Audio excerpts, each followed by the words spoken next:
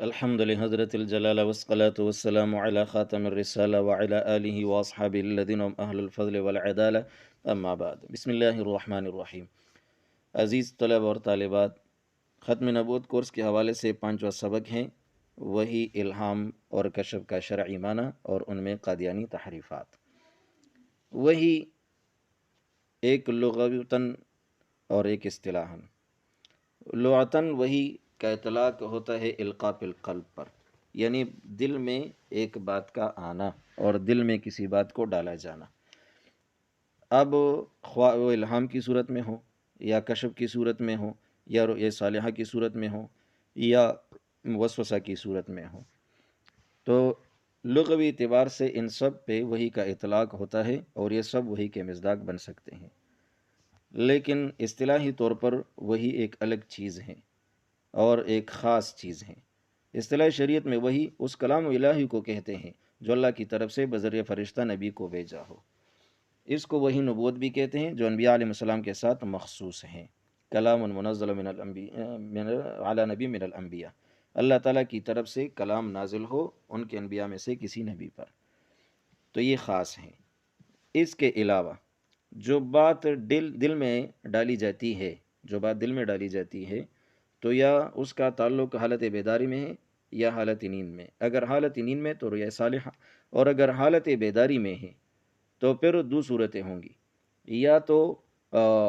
محسوس چیزوں کے ساتھ اور حسی چیزوں کے ساتھ اس کا تعلق ہوگا، تو اس صورت میں یہ کشف ہے، یعنی جو چیز پہلے چھپی ہوئی تھی اس سے پردہ ہٹا دیا جائے اور وہ مستور جو چیز تھی وہ بالکل ظاہر اور آشکارا ہو جائے، تو اس کو کہتے ہیں کشف۔ اور اگر اس کا تعلق معنوی امور سے ہو، قلبی چیزوں سے ہو، تو پھر اس کے بارے میں جو بات دل میں ڈالی جاتی ہے تو اس کو الہام کہا جاتا ہے، اور الہام کے مقابلے میں وسوسہ بھی آ جاتا ہے۔ ملا علی قاری رحمۃ اللہ تعالی علیہ نے مرقات المفاتیح یعنی مشکات کے شرح میں یہ بات نقل فرمائی: الخواطر ان كانت تدعو الى الرذائل فهي وسوسة وان كانت الى الفضائل فهي الہام۔ فرماتے ہیں کہ اگر خیالات بری باتوں کی طرف دعوت دے اور دل میں بری چیزوں کی طرف میلان پیدا ہو جائے تو یہ وسوسہ ہے، اور اگر اچھی چیزوں کی طرف اور فضائل کی طرف دعوت دے اور دل میں وہ میلان پیدا ہو جائے تو یہ الہام ہے۔ تو وہی کا اطلاق لغتاً تو کشف پہ بھی ہوتا ہے، الہام پہ بھی ہوتا ہے، رؤیا صالحہ پہ بھی ہوتا ہے، اور وسوسہ شیطانی پہ بھی ہوتا ہے، جس کی مثالیں موجود ہے۔ وَأَوْحَيْنَا إِلَىٰ أُمِّ مُوسیٰ، تو یہاں پہ الہام کے معنی میں ہے، یا اسی طرح سورہ انعام میں آیا ہے وَإِنَّ الشَّيَاطِينَ لَيُوحُونَ إِلَىٰ أَوْلِيَائِهِمْ، تو یہاں وسوسے کے معنی میں ہے۔ اسی طرح وَكَذَلِكَ جَعَلْنَا لِكُلِّ نَبِيٍّ عَدُوًّا شَيَاطِينَ الْإِنسِ وَالْجِنِّ يُوحِي بَعْضُهُمْ إِلَىٰ بَعْضٍ زُخْرُفَ الْقَوْلِ غُرُورًا، تو یہاں بھی وسوسے شیطانی مراد ہے۔ اب اگر ہم دیکھ لیں تو الہام تفصیل ان باتوں کا کیا ہے، تو ان باتوں کی تفصیل یہ ہے کہ الہام کسی خیر اور اچھی بات کا بلا نظر و فکر، یعنی بغیر سوچے سمجھے اور بلا کسی سبب ظاہری کے من جانب اللہ قلب میں القاء ہونے کا نام الہام ہے۔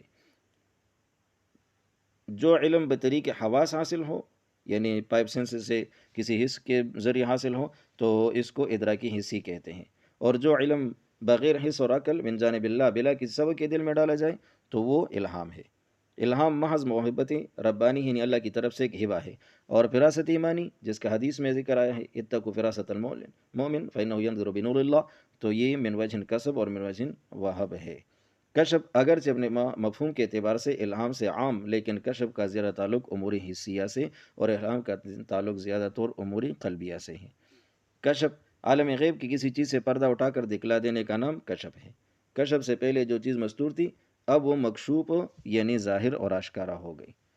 قاضی محمد علی تھانوی رحمۃ اللہ علیہ کشاف اصطلاحات الفنون صفحہ 1254 پر لکھتے ہیں: الکشف عند اہل السلوک هو المکاشفہ، یعنی اہل تصوف کے ہاں کشف اصل میں مکاشفہ ہے۔ مکاشفہ کیا چیز ہے؟ مکاشفہ رفع حجاب راگوین، جو پردے ہیں پردے کو ہٹانا، اس کو کہتے ہیں مکاشفہ، جو کہ میانی روحانی جسمانی جو روحانی اور جسمانی چیز کے درمیان حائل پردہ تھا اس کو ہٹا دیا جائے۔ اور یہ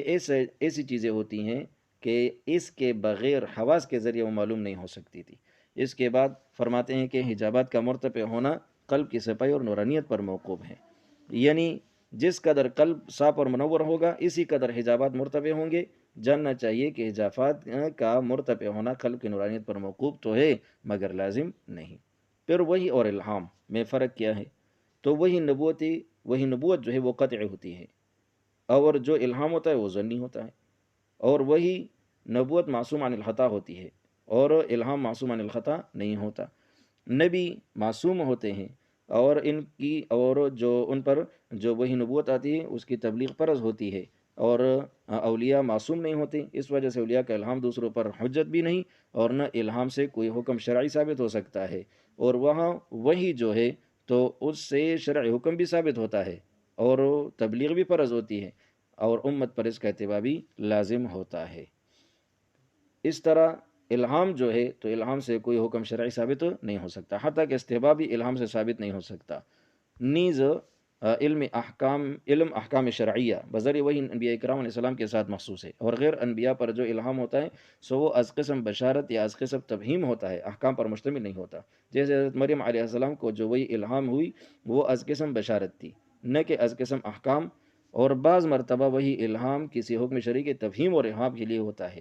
جو نسبت رؤیا صالحہ کو الہام سے ہیں وہی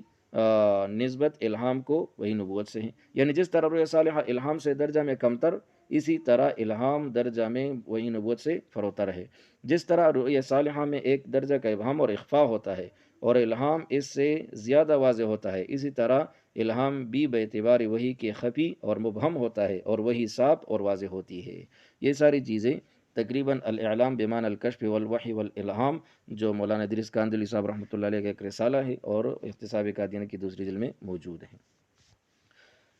انقطاع وحی نبوت، یہ بھی بات یاد رکھنی چاہیے کہ وحی نبوت جو ہے وہ منقطع ہے، یعنی اب الہام ہو سکتا ہے، کشف ہو سکتا ہے، لیکن وہی نبوت نہیں ہو سکتی۔ حضور سرور کائنات صلی اللہ علیہ وسلم کے بعد وہی نبوت کا دروازہ بند ہو گیا۔ اس سلسلے میں اکابرین امت کی تصریحات ملاحظہ ہو۔ حضرت ابوبکر صدیق رضی اللہ عنہ نے حضرت صلی اللہ علیہ وسلم کی وفات کے وقت فرمایا، الیوم فقدنا الوحی ومن عند اللہ عز وجل الکلام، آج ہمارے پاس وہی نہیں، یعنی وہی آنا بند ہوا، اور نہ ہی اللہ تعالیٰ کی طرف سے کوئی فرمان ہے۔ نمبر 2، حضرت ابوبکر صدیق رضی اللہ عنہ نے ایک طویل کلام کے ذیل میں فرمایا، قد انقطع الوحی وتم الدین او ینقص وانا حی، یعنی الریاض النظرہ اور تاریخ الخلفاء السیوطی اس میں عبارت موجود ہے، اب وہی منقطع ہو چکی اور دین الہی تمام ہو چکا، کیا میری زندگی میں اس کا نقصان شروع ہو جائے گا؟ یعنی ایسا نہیں ہو سکتا کہ ہم زندہ ہو اور دین میں کوئی نقصان آ جائے۔ حضرت انس رضی اللہ تعالیٰ فرماتے ہیں کہ جب حضرت صلی اللہ علیہ وسلم کی وفات ہوئی تو ایک روز حضرت صدیق اکبر رضی اللہ تعالیٰ عنہ نے حضرت عمر رضی اللہ تعالیٰ عنہ سے فرمایا کہ چلو حضرت ام ایمن رضی اللہ تعالیٰ عنہ کی زیارت کر آئے، کیونکہ حضرت صلی اللہ علیہ وسلم بھی ان کی زیارت کے لیے تشریف لے جایا کرتے تھے۔ حضرت صلی اللہ علیہ وسلم سے ان کا خاص تعلق تھا اور پرورش کی بات بھی تھی، اور یہ ام ایمن رضی اللہ تعالیٰ عنہ جس کا نام برکہ ہے، اور یہ زید رضی اللہ تعالیٰ عنہ کی نکاح میں آئی تھی، اسامہ رضی اللہ تعالیٰ عنہ ان سے ہیں۔ حضرت انس رضی اللہ تعالیٰ عنہ کا بیان ہے کہ ہم تینوں وہاں گئے، حضرت ام ایمن رضی اللہ تعالیٰ عنہ ہمیں دیکھ کر رونے لگی۔ ان دونوں حضرات نے فرمایا کہ دیکھو ام ایمن رضی اللہ عنہ رسول اللہ صلی اللہ علیہ وسلم کے لیے وہی بہتر ہے جو اللہ کے نزدیک آپ صلی اللہ علیہ وسلم کے واسطے مقدر ہے۔ انہوں نے کہا، قد علمتم ما عند اللہ خیر لرسول اللہ صلی اللہ علیہ وسلم ولیکن ابکی علی خبر السماء انقطع عنا، یہ تو میں بھی جانتی ہوں کہ آپ صلی اللہ علیہ وسلم کے لیے وہی بہتر ہے جو اللہ کے نزدیک ہے، لیکن میں اس پر روتی ہوں کہ آسمانی خبریں ہم سے منقطع ہو گئی۔ اور اسی طرح مسلم شریف میں بھی عبارت موجود ہے، ولیکن اب کی ان الوحی قد انقطع من السماء۔ علامہ قرطبی رحمۃ اللہ علیہ فرماتے ہیں ان بموت نبی علیہ السلام انقطع الوحی، اسی لیے کہ نبی اکرم صلی اللہ علیہ وسلم کی وفات کے بعد وہی منقطع ہو چکی ہے۔ ایسے مدعی کے بارے میں علامہ ابن حجر مکی رحمۃ اللہ علیہ نے فتاوی میں تحریر فرمایا ہے، ومن اعتقد وحیا بعد محمد صلی اللہ علیہ وسلم کفر باجماع المسلمین، اور جو شخص صلی اللہ علیہ وسلم کے بعد کسی وحی کا معتقد ہو وہ باجماع مسلمین کافر ہے۔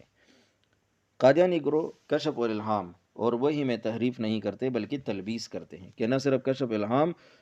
بلکہ وحی نبوت کو مرزا غلام احمد قادیانی کے لیے جاری مانتے ہیں۔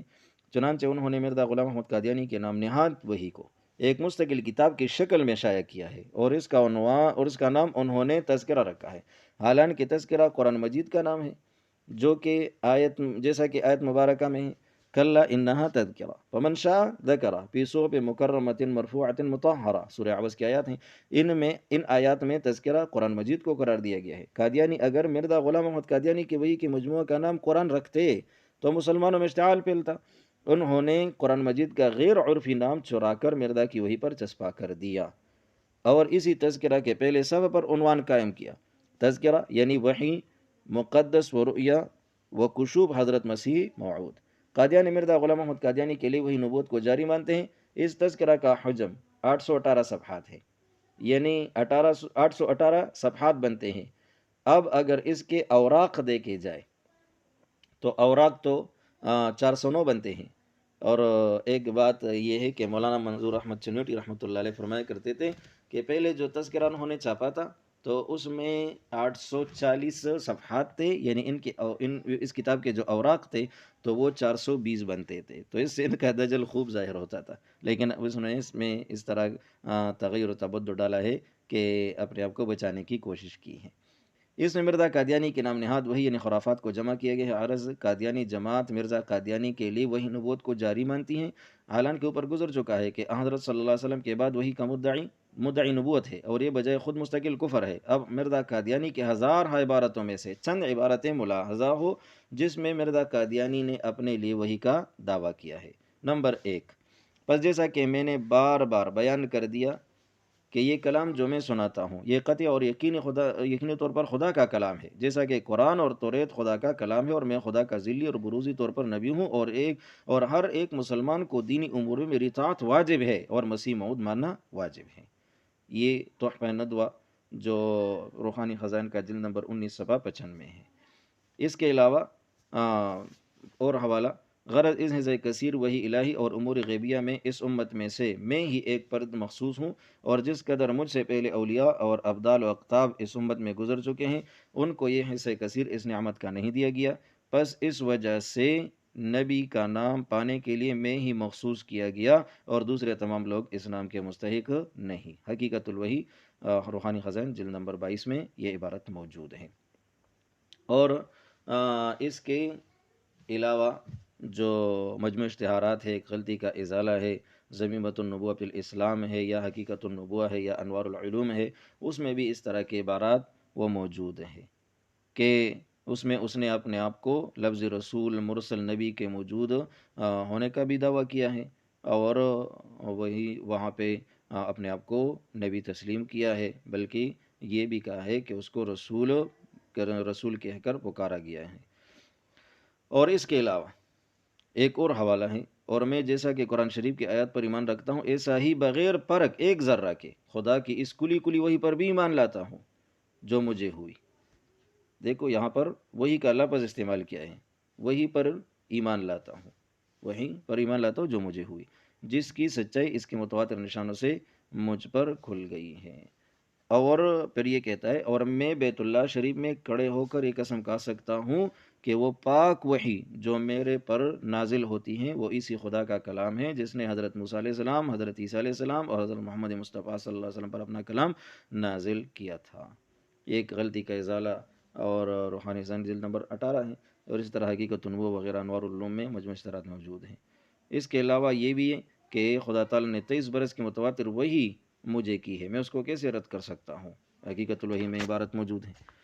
بلکہ اس کے علاوہ یہ بھی مدعی ہے کہ جبریل آتا اور مجھے وحی کر کے جاتا، جانی ایل واختار و ادار اصبع و اشار ان وعد اللہ اتا فتوبى لمن وجد ورآ، یعنی میرے پاس ایل آیا اور اس نے مجھے چن لیا اور اپنی انگلی کو گردش دی اور یہ اشارہ کیا کہ خدا کا وعدہ آ گیا، بس مبارک وہ جو اس کو پاوے اور دیکھے۔ اس جگہ ایل خدا تعالیٰ نے جبریل کا نام رکھا ہے اس لیے کہ بار بار رجوع کرتا ہے۔ حقیقت الوحی میں یہ عبارت موجود ہے۔ اور اس کے علاوہ بھی یہ کہتا ہے، اور خدا تعالیٰ میرے لیے اس کثرت سے نشان دکھلا رہا ہے کہ اگر نوح کے زمانے میں وہ نشان دکھلائے جاتے تو وہ لوگ غرق نہ ہوتے۔ اور یہ بھی کہتا ہے، یہ تو حقیقت الوحی میں ہے، تذکرہ میں عبارت موجود ہے ما انا الا کالقرآن وسیظہر علی یدی ما ظہر من الفرقان، اور میں تو بس قرآن ہی کی طرح ہوں اور ان قریب میرے ہاتھ پر ظاہر ہوگا جو فرقان سے ظاہر ہوا۔ یہ چند عبارتیں ہیں جو نقل کی گئی تاکہ آپ حضرات کو معلوم ہو جائے کہ قادیانی فرقوں پر کا فتویٰ کیوں لگا اور اس نے کہاں کہاں پر وحی کا دعویٰ کیا ہے۔ علماء شریعت کی طرح تمام صوفیہ بھی اس بات پر متفق ہیں کہ نبوت و رسالت خاتم النبیین صلی اللہ علیہ وسلم پر ختم ہو گئی اور آپ علیہ السلام کے بعد کوئی نبی نہیں ہو سکتا، اور حضور پرنور صلی اللہ علیہ وسلم کے بعد جو بھی نبوت کا دعویٰ کرے وہ مرتد اور دائرہ اسلام سے قطعاً خارج ہے۔ البتہ نبوت و رسالت کے کچھ کمالات اور اجزاء باقی ہیں جو اولیاء امت کو عطا کیے جاتے ہیں، مثلاً کشف، الہام، رؤیہ صادقہ اور کرامت، اس قسم کے کمالات نبوت کے اجزاء ہیں اور وہ ہنوز باقی ہے، لیکن ان کمالات کی وجہ سے کسی شخص پر نبی کا اطلاق کسی طرح جائز نہیں، اور نہ ان کے کشف اور الہام پر ایمان لانا واجب ہے۔ ایمان فقط کتاب اللہ اور سنت رسول اللہ پر ہے۔ نبی کا تو خواب بھی وہی ہیں، رؤیا الانبیاء وحی، مگر ولی کا خواب اور الہام شرعاً حجت نہیں۔ نبی کے خواب سے ایک معصوم کا ذبح کرنا اور قتل کرنا بھی جائز ہے، مگر ولی کے الہام سے قتل کا جواز تو درکنار، اس سے استحباب کا درجہ بھی ثابت نہیں ہوتا۔ غرض کسی بھی بڑے سے بڑے بزرگ کا کشف اور الہام شرعی مسئلہ کے اس بات کے لیے کوئی مستقل دلیل نہیں ہے۔ اس کو اس طرح سمجھو کہ اگر کسی شخص میں کچھ کمالات اور خصلت بادشاہ اور وزیر کی سی پائی جائے تو اس بنا پر وہ شخص بادشاہ اور وزیر نہیں بن سکتا، اور اگر کوئی اس بنا پر بادشاہت اور وزارت کا دعویٰ کرے اور اپنے کو وزیر اور بادشاہ کہنے لگے تو فوراً گرفتاری کے احکام جاری ہو جائیں گے۔ اس طرح اگر کسی شخص میں نبوت کے برائے نام برائے نام کچھ کمالات پائے جائے تو اس سے اس شخص کا منصب نبوت پر فائز ہونا لازم نہیں آتا، بلکہ اگر کوئی شخص اپنے نبی اور رسول ہونے کا دعویٰ کرے تو مرتد اور اسلام کا باعث سمجھا جائے گا۔ ایک روایت ہے حضرت ابو ہریرہ رضی اللہ تعالیٰ عنہ سے، اور فرماتے ہیں کہ رسول اللہ صلی اللہ علیہ وسلم نے فرمایا یقول لم یبقى من النبوۃ الا المبشرات، رواہ البخاری۔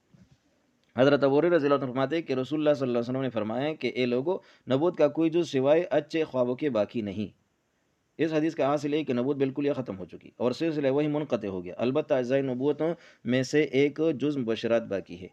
یعنی جو سچے خواب مسلمان دیکھتے ہیں یہ بھی نبوت کے اجزاء میں سے ایک جز ہیں، جس کی تشریح بخاری ہی کی دوسری حدیث میں اس طرح آئی ہے کہ سچا خواب نبوت کا 46واں جز ہے۔ ایک شعبہ اور اس کا ازالہ، یعنی ایک شعبہ آتا ہے اور اس کا ازالہ وہ دیکھ لے آپ۔ عبرت کی جگہ ہے کہ ارشاد نبویہ صلی اللہ علیہ وسلم کے ان بینات کے بعد بھی بجائے اس کے مردۂ قلوب میں زلزلہ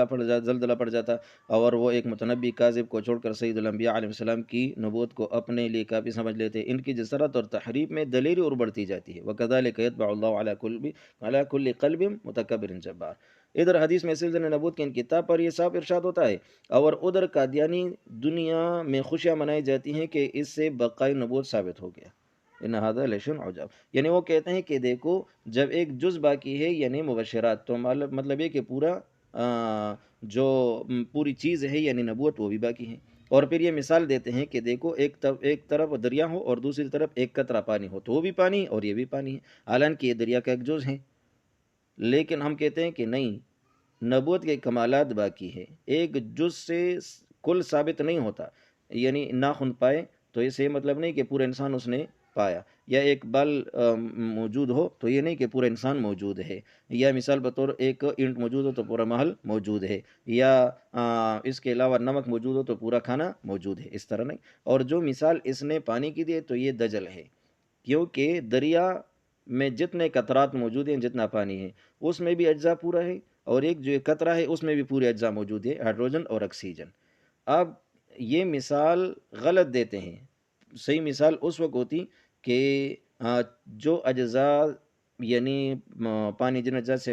بنتا ہے اس میں سے ایک جز موجود ہو اور پھر بھی پانی کا اطلاق ہو، اس طرح نہیں، یعنی ایک آکسیجن ایک ہائیڈروجن ہے۔ اب ایک صرف جس طرح ایک صرف ہائیڈروجن کو پانی نہیں کہا جا سکتا، نہ صرف ایک آکسیجن کو پانی کہا جا سکتا ہے، اسی طرح ایک جز کو پوری نبوت نہیں کہی جا سکتی، اور پانی کا مثال غلط ہے، اس لیے کہ اگر یہ قطرہ ہے تو اس میں پورے اجزاء موجود ہے جس طرح دریا میں پورے اجزاء موجود ہے۔ اگر قطرے میں پورے اجزاء موجود نہ ہوتے اور پھر بھی اس کو پانی کہا جا سکتا تو پھر آپ کی مثال درست ہوتی اور آپ کا یہ دعویٰ درست ہوتا، لیکن یہ غلط ہے اور دجل ہے۔ اللہ ہم سب کی حفاظت فرمائے اور